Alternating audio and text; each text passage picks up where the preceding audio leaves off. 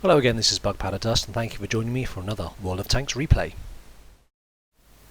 So today we'll be talking about a replay that I've been sent by a clanmate of mine called EvilPhish. I think I featured one of his videos previously. He had a really epic game in the Waffentrager auf E100, which for those of you who are unfamiliar with the machine, which I was as well, I'm going to give you a little very brief overview of before we go on to cover the replay. The Waffentrager auf E100 sits just here at the end of one of the German TD trees. As you can see, I'm only on the national one myself, but let's look at the Waffentrager E100 just very quickly so you get an overview of what's going on. It's a tier 10 tank destroyer. It doesn't have really much in terms of turret armour, but it's got actually relatively decent hull armour. So if you know what you're facing, you basically shoot the turret armour. Hull armour is pretty decent all round actually. Now the interesting thing about the E100, the Waffentrager E100, is the choice of guns. Now they're both auto-loaders, but for all intents and purposes this gun on the left is much like the Jagdtiger's best gun, and the gun on the right is very much like the E100's best gun. The gun that EvilPhish is using is the one on the left here, 276 pen, 352 with gold, 560 damage all round, but the accuracy is amazing. I don't know if there's a more accurate gun in the game. 0.29. Also its aiming time, 1.5 seconds, is also absolutely superb. 6 shells in the magazine, 2 seconds to reload a shell, and then to reload the magazine takes 60 seconds. So obviously the downside is that you take twice as long as most artillery, certainly German artillery, to reload a clip. So you have to kind of marshal your shells very carefully. In contrast, the 150 millimeter or 15 centimeter is, to be honest, kind of worse in every department apart from complete reload of the magazine and also damage. You got 4 shells in the magazine though. 1 shell takes 3 seconds to reload. Magazine, as I said, takes 50. 235 pen, which is worse than 276, and 334 with gold again, which is worse than the 352. You've also got 750 damage, which is better. But if you think about it, if you're doing 560 average damage over 6 shells, you can do approximately 3,600 damage, and over here it gets dropped down to about 3,200.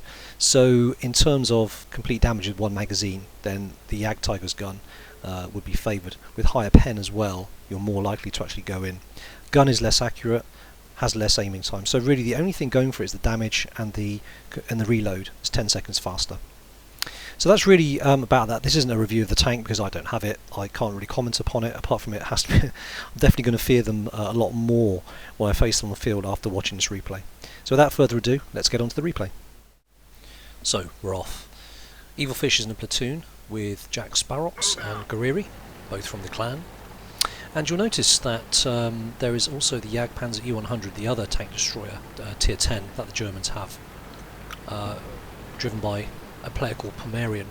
Now he also does extremely well in this game, so if you can, keep an eye on him as well.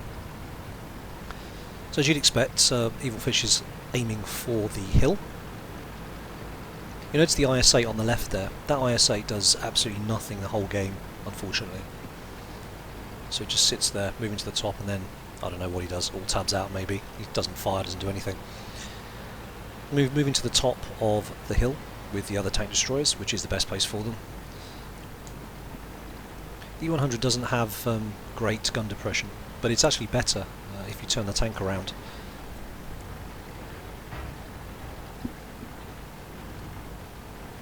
And speed this up slightly. Just wait for him to get to position and start spotting.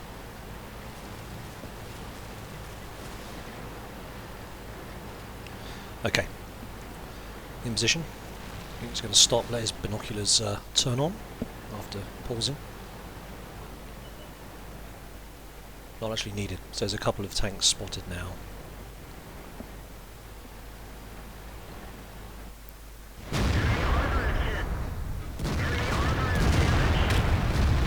So he's been spotted. 3rd shot misses, but he's already done 2 shots, done 1,000 damage to the WZ-120, as you can see in the top left hand corner. So he's used up half his clip. Now the game starts admittedly slowly, but it gathers a great deal of pace towards the end in terms of tenseness, to be honest. Is that a word? It is now.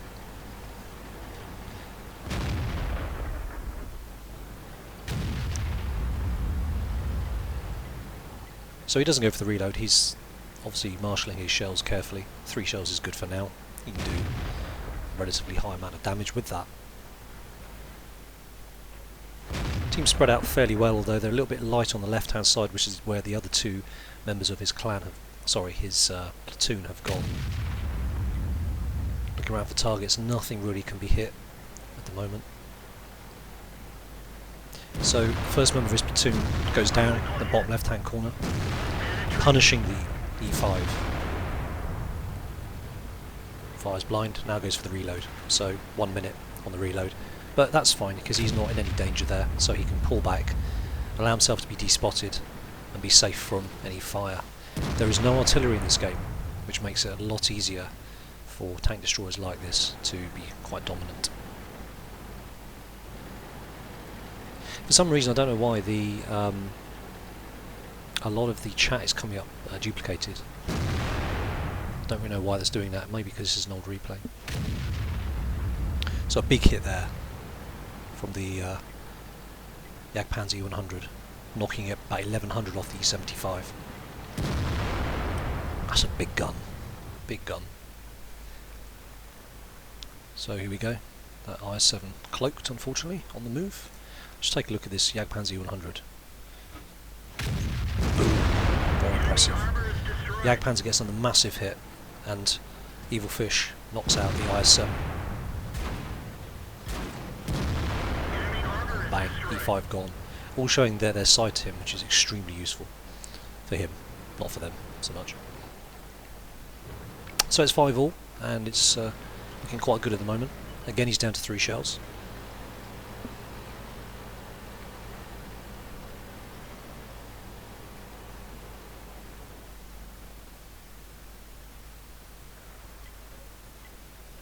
So after the loss of those 2 tanks, it all goes a little bit quiet on the enemy side of things. Goes into a bit of a stalemate. On the right hand side of the map, which is just being pinged now, there's an object, 268 dug in. Not the sort of thing that you can really rush and do a lot too frontally without getting hugely battered, and there's no way around, unfortunately, on that side. T-54 spotting from the river, causing big problems. So in the meantime, Fish is jockeying for position here. Just going to speed it up slightly. Nothing really much going on at this point in time. You'll notice he's actually gone for the reload now, taking advantage of the fact it's gone a little bit quiet. Let's just speed it up again. If there's artillery, this game will obviously be very different, depending on the amount of arty, of course. Okay, so he's got a full clip again. He's good to go. He's ready to dish out 3,500 or so damage.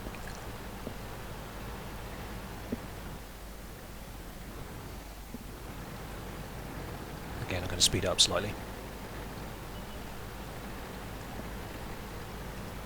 You'll notice though that in the kind of blink of an eye really, they're now down considerably. They're 4 tanks down, and it's 9-5 to the enemy. So they're a little bit on the back foot. Enemy pushing his advantage. You'll notice the Jagdpanzer E100 takes a huge chunk off the object. There. Oh, here we go. Oh, he bounces twice. That must be frustrating. C-57 on the enemy side is a dangerous tank, and it's also driven by a very good player as well. So it would have been useful for those 2 shots to go in. Not great gun depression, so he's there we go, excellent. 103 down. And again, the Jagdpanzer E100 just puts down the IS-8 there with 813 damage. That Jagdpanzer E100 is dishing out a huge amount of damage. We'll see just how much at the end, but it's pretty impressive. So far, EvilPhish has done 2,500 damage with 6 shots. Sorry, 6 hits.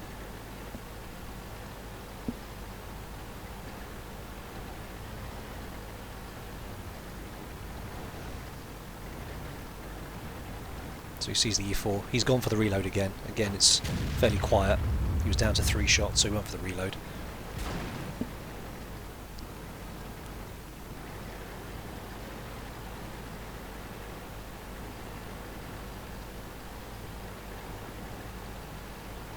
T-57 could be very dangerous for them.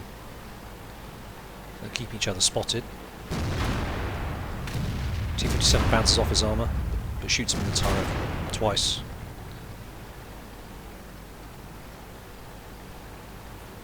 That's the place to shoot these tank destroyers, right in the turret, where they've got no armour at all. In exchange of shells, the T-57 gets put down.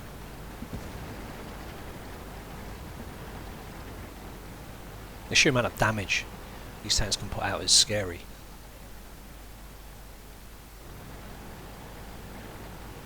I've not had too much trouble with these tanks, notably, but I've faced the Foch 155s quite a lot. They put out 1,000 damage per shell, approximately, and they have a 3-shot drum. And I've been on the painful end of that several times. So I've got 4 shots left in this drum. Just going to speed it up slightly. He's kind of manoeuvring around, trying not to be predictable. Just trying to get some spots. There we go, object 704. Got his sight to him, so this is a really good opportunity to put him down if he can. But he's been spotted. But he takes the risk. Takes a hit from object 140 to the north. But he needs to put these tanks down. He's got a little bit of hit boost to play with. That was a tough angle on the E75. It's very surprising if that would have gone in. Second platoon mate dies, unfortunately. So it's 12-11, or 11-12 even. The Panzer E100 unfortunately goes down, so that's a fairly major heavy hitter. That's gone. So now it's just EvilPhish and the IS-8. You remember me saying the IS-8 was actually pretty much AFK now. Doesn't do a thing. So all he's used for now is spotting. EvilPhish has gone for the reload.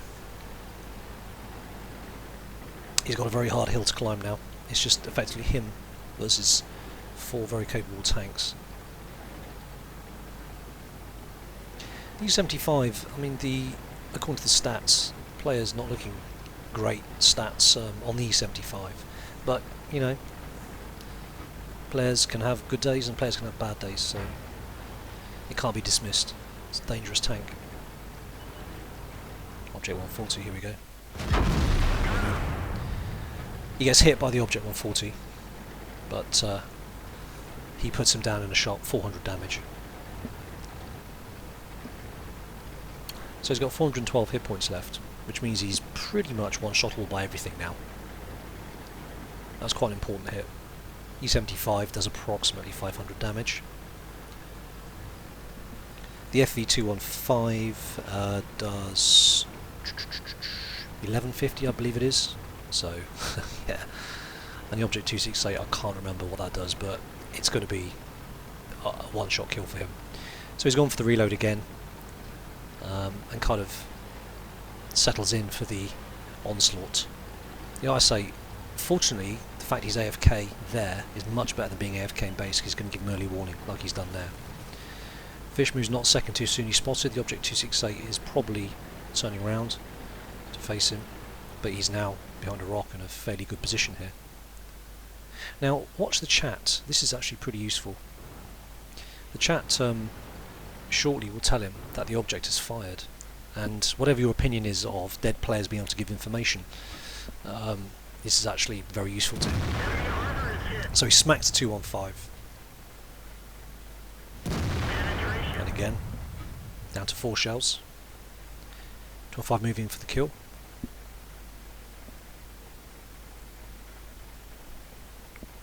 Now notice in chat, object shot on the IS-8. So now he knows if he can spot the object, he can probably kill him because the object's fired and is reloading. There we go. So a fairly easy kill. 1 hit. If he gets a high roll, he can kill it. This is... oh, low roll. That's so unlucky.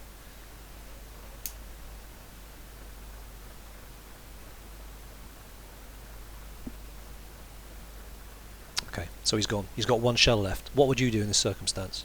The FV breathing down his neck, would you reload for 60 seconds, or would you just go for the 1 shell? He knows he can't kill the FV with 1 shell, so he goes for the reload. Probably a smart move. He keeps his cool, and this is where good players separate themselves from Well, players like me, really. I may not notice that the FV had enough hit points. I might have just gone for the one shell and then prayed. So he's gone for the reload. The FV doesn't know the state of his reload status. So here we go. FV can probably kill him now. But the FV shoots and hits his gun and doesn't do any damage. That is so unlucky. The FV rams him. But the FV takes damage and he doesn't. This is all gone his way. He's been very lucky with that shot. He should have been wiped out by that. So they're both waiting for the reload. The FV reload is about 30 seconds. But Fish was already into his reload, fortunately. And he reloads before. He's got a few seconds left. Just going to hit him where he hit him before. And good night, Vienna. That FV was their best hope of killing him. Base capture, probably a silly move. That's right out in the open.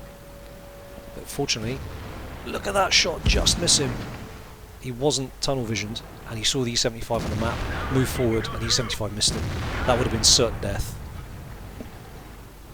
E75 gets put down, Object 268 comes running in. Now, he's got 3 shots left. Object 268 is definitely one-shottable. But he will have reloaded, so he has to play this really carefully. This game is completely winnable now. He's got to be really careful. Notice in the top right-hand corner, however, he's got 1 minute left. Could play for the draw. Some players would. They're already saying in chat, go for the draw. Well, what would you do? If you can outmaneuver him, the Object 268 is not doing anything. You probably would settle for a draw. The Object knows that he's not in good shape. He's one-shottable. They both are. But Fish goes for it. And he catches the 268 out. Boom. And that's it.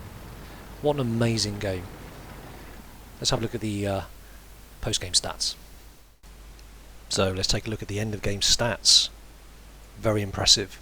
6,696 experience earned. 83,000 silver earned. Mastery tanker badge. Got the Reaper for those one-shot kills. He damaged 11 of the 15 tanks on the opposing side, and he killed 10 of those 11 tanks. 28 shots fired, 24 hits, 8,771 damage. That's pretty good. Turning now to the actual team score. You'll notice that there was, well, 10 kills, obviously, 8,771 damage, 1488 experience. Now, I mentioned the Jagdpanzer E100, the other tier 10 on the team, 9,013 damage. That's amazing. You thought Fish did a lot of damage with 8,700. 9,013 is what the other player did. And he got 1,018 experience. Really good. The other team wasn't any slouch either, let's face it. You know, their top 2 players did almost 6,000 damage and 5,300 damage each. Now, I mean, the other team were very good as well, so all in all, this is a hard-fought contest. It was just unfortunate for the other team that the FV215 at the end got the unlucky damage to Fisher's gun, module damage, rather than any actual HP damage, but that's the RNG for you. Okay, on to the detailed report tab, and we'll see some of the stats that I've mentioned previously. Potential damage received, 2240, a few bounces there, which is always very nice. Received 83,000 credits, 28 after the ammunition and vehicle repair has been taken off, and 2232 experience before the ×3, which is very impressive. So that's just a really good game from Fish, who completely saved that game by using his head and not panicking, keeping cool, with a little smidge of luck as well. And so that's that. Just a short video this time. Hope you enjoyed that. This has been BugPowderDust. That's been EvilPhish in his Waffentrager auf E100. Stay safe out there. Cheers. Bye.